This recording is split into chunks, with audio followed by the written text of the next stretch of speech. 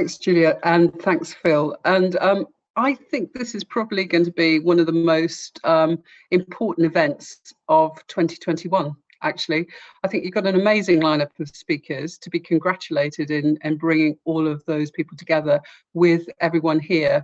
And I'm really excited about what's going to happen as a result of the conversations that start today. I should say, by the way, I'm an ABBA fan. Those people who've got to know me know that's a subject pretty close to my heart. And at another point in time, maybe over a glass of wine when we eventually meet face to face, I'll tell you about my career in an ABBA tribute band, but that's a conversation for another time. So as Juliet said, I'm the new National Director of Leadership and Lifelong Learning. I've got an amazing portfolio.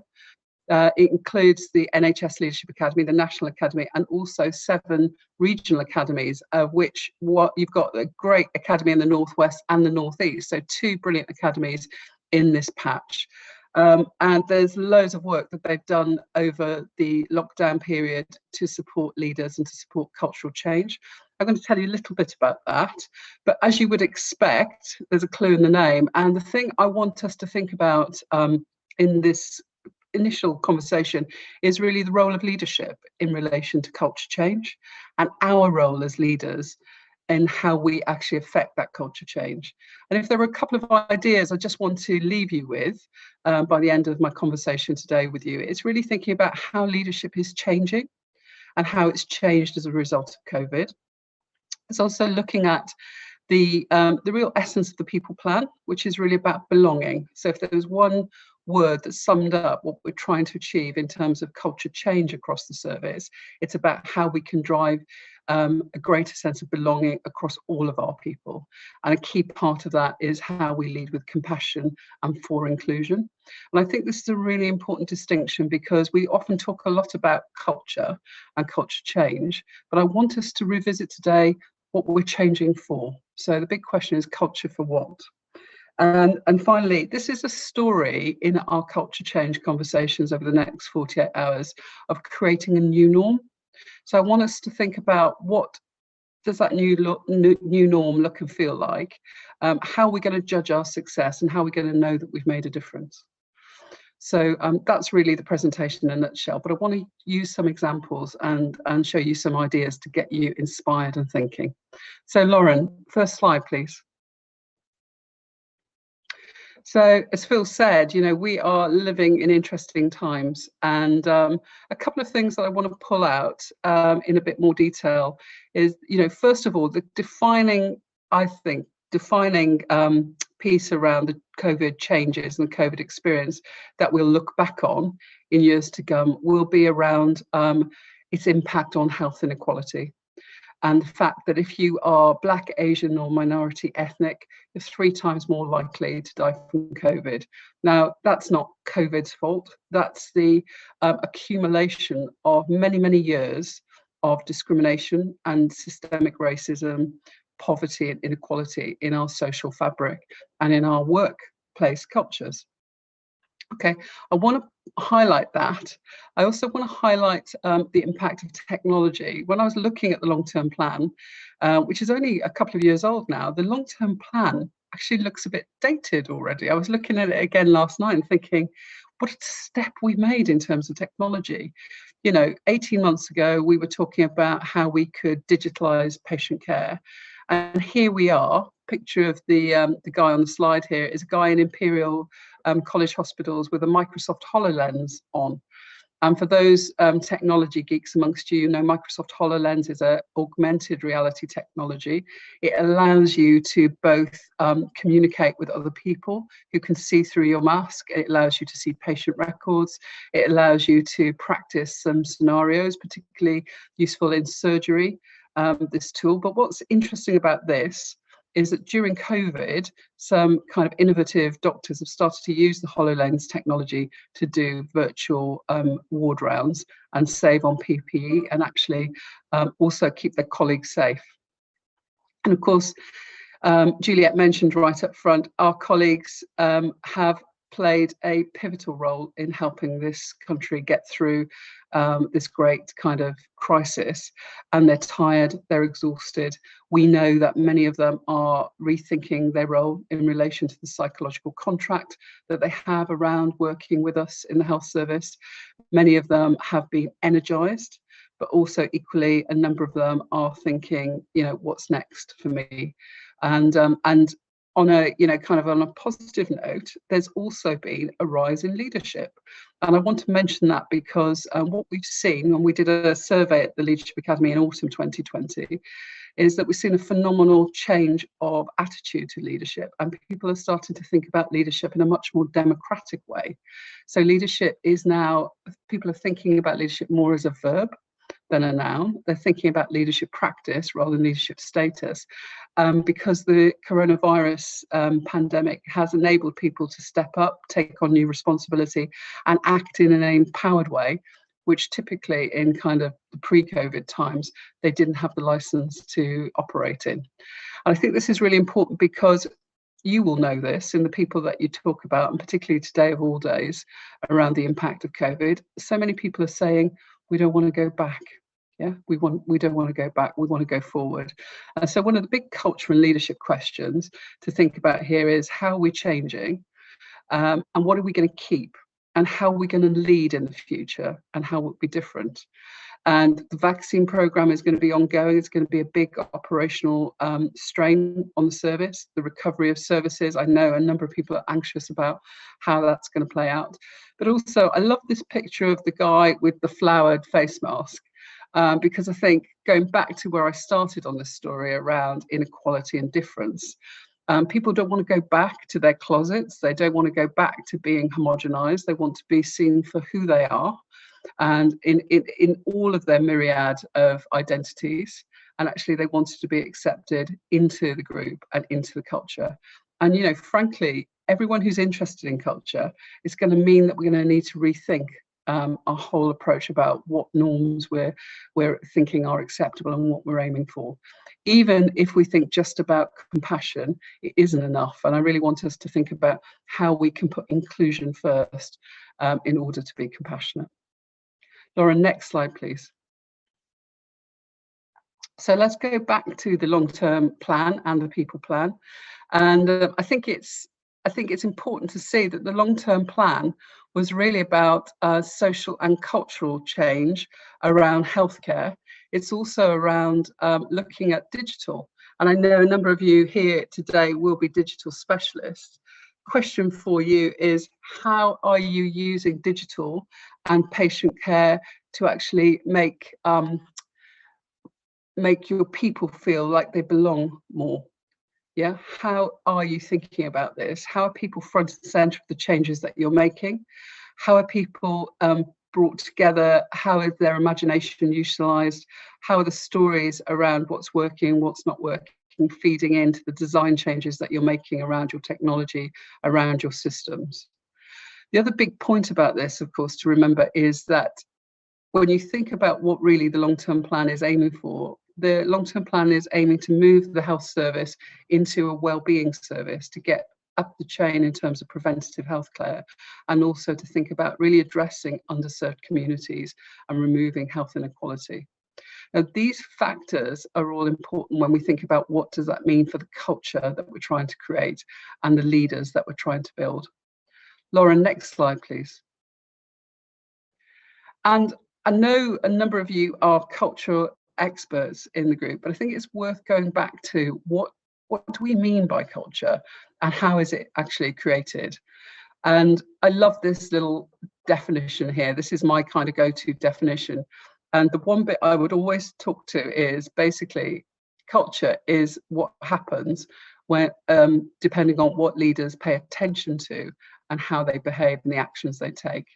It's about the currency, about what gets rewarded and what gets punished.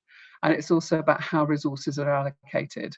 And so very, very simply, there is a very direct connection between how leaders choose to behave, what they spend their time on, and the decisions they take around resource allocation and the culture that we live in. So think about that, and think about that in relation to your own teams and your own organizations. And then think about it in relation to thinking of how will we know that the culture we want to change is going to be successful.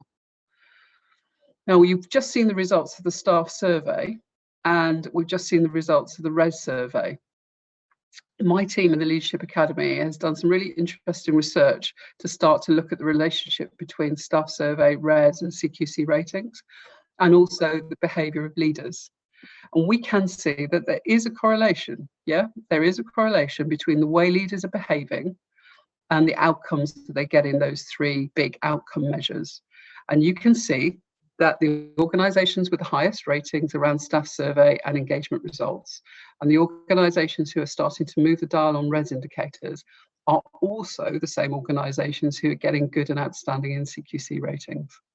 And we can start to see the qualities and the characteristics of the leaders who lead those organisations, the outliers in terms of good practice. And yes, you can also see at the other end of the equation what people who are at the end of the spectrum in terms of the lower performance are doing and what they need to develop. And so what would I ask you to think about here? I'd ask you to think about your leaders, and I'd ask you to think about your own leadership in relation to how you're growing for inclusion, for capability and engagement. And when you start to think about defining what your new norms are going to be and what your new culture is going to do differently, consider looking at how you're going to measure it, looking at the outcomes in those three big rating areas. Laura, next slide, please. We've been thinking about this a lot. One of the things in our work in the Leadership Academy is to look at the standards around leadership. So we're really fortunate, and we are the standard setters for professional excellence around leadership in the NHS. And we're just working on, this is a bit of a glimpse into some new capabilities that we'll be launching later this year for boards and executives. It's still in development. This is literally, it looks kind of like it's all done, but it is really kind of still work in progress. But I wanted to draw your attention to some new capabilities that we're building into recruitment, performance appraisal and development. And you will see all the normal things around being able to have boards and executives lead around strategy and governance and sustainable outcomes. But we've added some new emphasis. Big emphasis on creating a compassionate, inclusive culture. And the link in this golden thread is the fact that we don't just want to lead a compassionate, inclusive culture just for staff survey outcomes. We want to do it because it enabled us to listen more intently to the experience of underserved communities, bring more people into our organisations from a diversity and inclusion point of view, and promote those people into positions of leadership and accountability in order that we can have better, more trusted relationships with the communities we serve in order to remove health inequality. And so we've added three big, powerful new competencies into the capabilities for boards and executives. And the plan is to bring those into the most senior end of our population later on this summer, and then to gradually begin to roll those out through the NHS and also updating the healthcare leadership model. At their heart is this idea of compassion and inclusion, but the for what is really about social justice. And it brings us back to the reasons the NHS was formed back in 1948. We're here not just to improve patient care, but we're here to build healthier communities, stronger communities, and to eliminate health inequality. Laura, next slide, please. So there are three elements to this that I'd like us to think about as we go through the next couple of days around leading for change. And the first thing, so we think a lot about what we need to do about our organisations and our teams, but the first thing we need to do is start thinking about ourselves. So how are we going to lead for change personally? How can we feel powerful and energised around making this change for inclusion and social justice happen? And we need to rethink about the way we operate as leaders. We really need to come back to our, a huge degree of self-awareness and understand our personality and our traits. And this is a model from Deloitte, actually, that I particularly like around guiding leaders to think about self in relation to inclusive culture. You can see they've helpfully pulled it into 6 Cs, but I want to pull out a couple of points here in relation to the conversation we're going to have over the next couple of days. First of all, this idea that we have to build our cultural intelligence. Yeah, so you're all passionate about culture, otherwise you wouldn't be here. But when was the last time you actually sat back and thought about the way you frame your culture, and thought about that critically, and thought about how your privilege, how your positional power, how your own heritage was shaping the way that you thought about how your culture needed to change and how you go about changing your culture? And there's a really big piece of that here about leading cultural intelligence. And then the other side of this is about being courageous. Yeah, changing a norm and creating new social norms isn't a popular thing. Yeah, you'll know this if you've been on the culture change journey like myself for some time. There is a dark side of this story. We have to address bad behaviour. We have to call it out. And I go back to the outcomes of the RES survey, that we've seen some small improvements in the RES indicators, but really we're not moving fast enough in terms of our leadership for inclusion. And we cannot sit back and be complacent about, even though we might be changing our culture, the dial is not moving in terms of diversity inclusion. So inside this being courageous call from me is really asking you, are you sitting on the fence in terms of inclusion? Have you thought about the difference between being non-racist and anti-racist? Because actually, if you want to make some change on these cultural issues, you're going to have to revisit your own biases and be courageous about other people's. Laura, next slide, please. And so when we start to think about moving from self into others, we have to think about how we're influencing others. And we're influencing others in a different way now. Yeah, so I said to you earlier, COVID is reshaping the landscape in terms of people's psychological contracts, in terms of the way people have felt empowered and democratized. At the same time, people are feeling fatigued. You know, this is not the time for heroic leadership.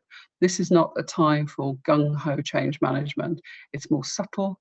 It's more based on alliances, networks, coalitions, collaboration, and actually, to a degree, giving up power. Yeah, and I'll come back to that in a moment. But the other thing around this is holding people accountable for change, and actually understanding the differences that you've got in your teams, in your organizations, and how we can knit them together. It's kind of a technical term, leadership knitting, but actually in the future, we know our leaders are going to have to become exceptional at making people feel able to bring their differences to work and then blend them together in a way that the differences are still there and powerful, but people feel included. Yeah. Next slide, please. And going back to the idea of leading your organization. So I talked earlier about cultural intelligence. I really like this idea of cultural competency and thinking about standing back in your organization, thinking about where are we on this continuum? Are we really competent yet? Are we unconsciously incompetent? Where are our cultural blind spots? Yeah. And in relation to compassion and inclusion, a really good indicator of cultural health and cultural kind of pre-competence or competence is the fact that you are starting to talk about the wicked problems around inclusion, the issues around race and systemic racism, and you're making space and safe spaces for people to talk about their lived experience. Yeah, how you go up the stages of competence in terms of this diagram really asks you to think about creating more and more diverse teams and more space for difference. And then the other point I want to talk about here, because this is often overlooked, is we can talk a good talk in terms of leadership vision. We can talk a good talk in terms of, you know, kind of practical action, screensavers, mouse mats, etc. But if the rest of your organizational activities, the structures, the attitudes, the policies don't line up with your espoused sense of direction, then it's going to jar and it's going to feel incongruous. So please, this is the less exciting side of things in terms of structure and systems, but do think about the knock-on implications of how they need to align and join up to. Okay, final closing thoughts now. Lauren?